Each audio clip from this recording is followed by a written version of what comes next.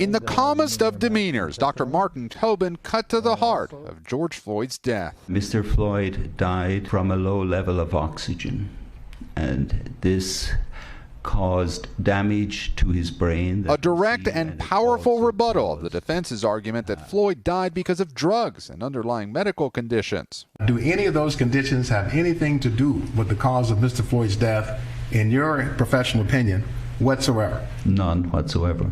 Dr. Tobin showed jurors a 3D animation to illustrate what happened. He testified that Chauvin kept his knee on Floyd's neck for more than 3 minutes after Floyd took his last breath. You can see his eyes, he's conscious, and then you see that he isn't.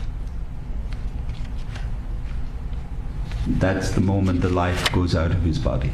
Dr. Tobin, an expert pulmonologist who wrote what's known in the medical field as the Bible on breathing, testified other parts of Floyd's body revealed his desperate struggle to survive. You see his knuckle against the tire.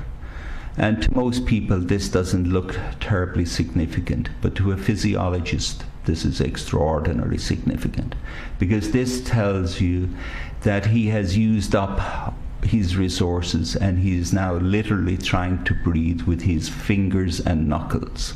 Dr. Tobin also told jurors this picture of Chauvin's toe off the ground showed the officer place most of his weight on Floyd. During cross-examination, Chauvin's defense attorney tried to cast some doubt, but the world-renowned expert gave little ground. You've taken this case and you've literally boiled it down into a nanosecond.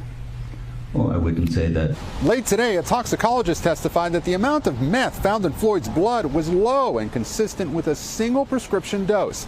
Tomorrow, we're expecting to hear from the county medical examiner about his controversial autopsy. Thanks for watching our YouTube channel. Follow today's top stories and breaking news by downloading the NBC News app.